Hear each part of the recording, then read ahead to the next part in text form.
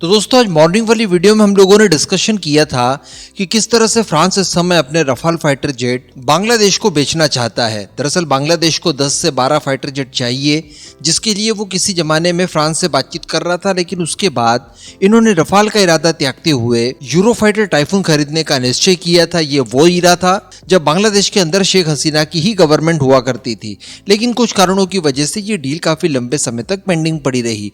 और आज की परिस्थितियों में इस तरह की खबर निकल कर आना कि बांग्लादेश को फ्रांस अपने रफाल फाइटर जेट बेचना चाहता है, तो कहीं ना कहीं मन में संशय जरूर उठता है। एक तो ये कि बांग्लादेश बहुत ज्यादा क्वांटिटी में फाइटर जेट नहीं खरीद रहा है, इस वजह से बहुत ज्यादा फायदा हो ऐसा नहीं है। इसके अलावा भी दूसरे मिलिट्री इक्विपमेंट बांग्लादेश फ्रांस से बाद में नहीं खरीदेगा, तो ऐसा भी नहीं कहा जा सकता कि डिफेंस रिलेशनशिप को फ्रांस बांग्लादेश के साथ में स्थापित करना चाहता है। जबकि इस समय सभी लोग जानते हैं, सभी लोग देख भी पा रहे हैं कि बांग्लादेश द्वारा भारत के साथ दुर्व्यवहार किया जा रहा है और बांग्लादेश को हथियार बेचना यानी कहीं ना कहीं भारत से सीधे सीधे पंगे लेने के जैसा होगा।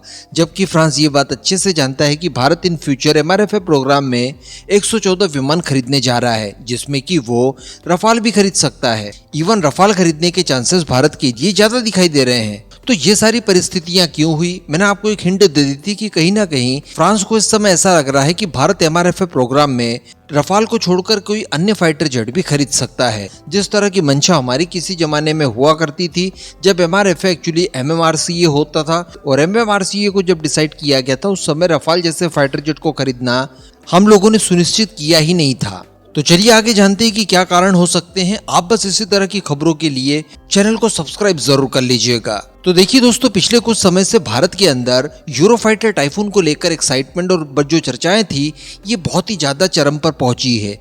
खासकर तब से जब वायुसेना की एक मल्टीनेशन एक्सरसाइज होती है जिसमें यूरोफाइटर टाइफून भारत के अंदर आते हैं। उसके बाद आप एयरफोर्स का चैनल भी जाकर देख सकते हैं।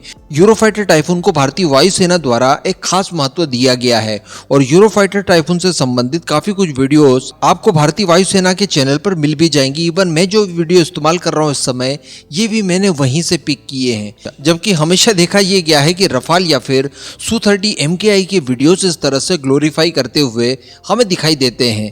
अब यूरोफाइटर टाइफून की बात मैं आपको बता दूं तो हम सभी जानते हैं कि यूरोफाइटर टाइफून रफाल से ठीक पहले भारत की चॉइस हुआ करते थे और इवन हम लोग इन्हें खरीदने भी जा रहे थे, लेकिन इनकी कीमतें ज्यादा थी। इसके अतिरिक्त इनके मैन्युफैक्चरिंग में 4 देश शामिल हैं, स्पेन, UK, इटली और जर्मनी। इसी वजह से भारत ने इसे ना खरीदते हुए रफाल फाइटर जेट खरीदे, क्योंकि रफाल केवल फ्रांस द्वारा तैयार किया गया है और फ्रांस के साथ हमारे संबंध अच्छे भी हैं। तो अल्टीमेटली भारत की वायुसेना की जो रिक्वायरमेंट है वो रफाल की तरह ही यूरोफाइटर टाइफून भी फुलफिल करने के लिए पूरी तरह से सक्षम है।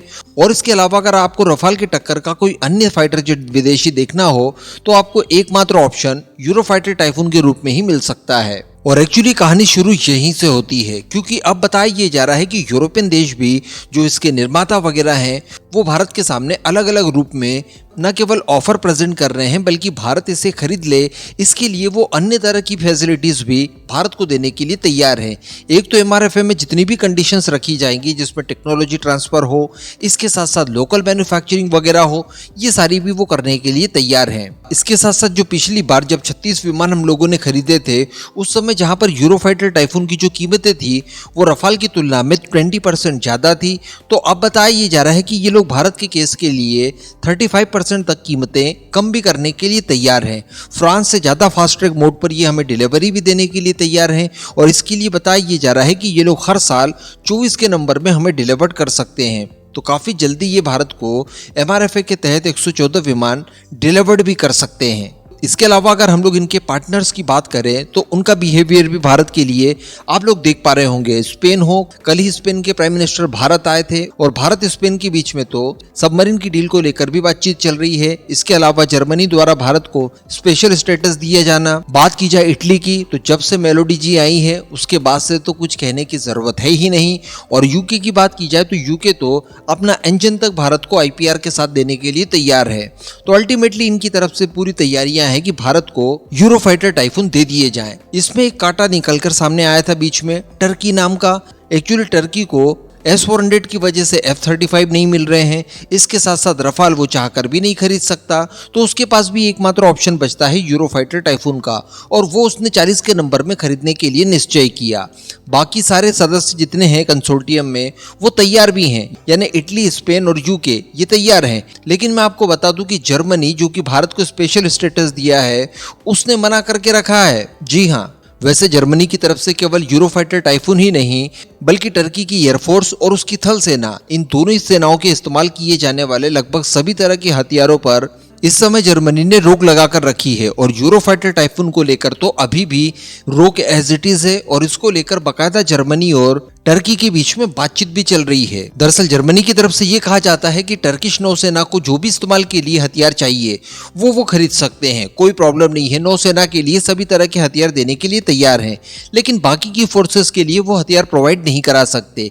और इसके पीछे कई सारे कारण वो बताते हैं, जिसमें कुछ ऐसे संगठन और कुछ ऐसे तत्व हैं जिनके ऊपर टर्की अटैक वगैरह करता है, उनका समर्थन जर्मनी करता है। खासकर बात की जाए अगर सीरिया में, तो सीरिया में से कई सारे संगठन हैं जिन्हें जर्मनी समर्थन देता है और टर्की उनके ऊपर अटैक करता है। तो इन सारी चीजों को लेकर गतिरोध दोनों देशों के बीच में बना हुआ है। और एग्जाम्पल अगर आपको देखना हो तो इसी महीने की शुरुआत में टर्की की नौसेना के लिए 368 मिलियन डॉलर्स के हथियार जर्मनी के द्वारा मंजूर किए गए हैं, और टर्किश नौसेना को वो मिल भी जाएंगे। लेकिन बाकी की फोर्सेस के लिए गतिरोध अभी भी बना हुआ है, जिसको लेकर दोनों देशों के बीच में बातचीत चल रही है, खासकर यूरोफाइटर टाइफून को लेकर। तो यहाँ पर बहुत सारी संभावना ऐसी दिखाई दे रही है कि इस समय जर्मनी भी अपने सारे कदम फूंक फूंक कर चल रहा है, और जर्मनी ये चाहता है कि 40 फाइटर जेट टर्की को बेचने से ज्यादा अच्छा होगा कि भारत यूरोफाइटर टाइफून 114 के नंबर में खरीद ले। अगर ये डील उनके हाथ लग जाती है तो मंदी से जूझ रहे यूरोप के लिए ये किसी संजीवनी बूटी से कम नहीं होगी। हम सभी लोग जानते हैं कि इसके लिए कम से कम 20 से लेकर 25 बिलियन डॉलर्स भारत आराम से इन्वेस्ट करेगा। इन फ्यूचर भी लंबे समय तक, जब तक इनका इस्तेमाल होते रहेगा, तब तक इसके लिए स्पेयर पार्ट्स, इनके मेंटेनेंस वगैरह और इनसे संबंधित अलग अलग मिसाइल्स वगैरह भारत को जरूरत पड़ेगी ही पड़ेगी। तो इन सब के चलते भी वो लोग अच्छा खासा कमा पाएंगे। इसके साथ साथ वो भारत के साथ अन्य तरह की डिफेंस डील्स करने में भी सक्षम हो पाएंगे, क्योंकि वैसे भी जर्मनी की तरफ से ही रिसेंटली ये बयान दिया गया था कि वो भारत को स्वतंत्र कराना चाहते हैं। किस क्षेत्र में? तो रशिया की सारी डिफेंस डिपेंडेंसी खत्म करवाकर वो भारत को अपने ऊपर डिपेंड करवाना चाहते हैं और रशिया से आज़ादी दिलवाना चाहते हैं।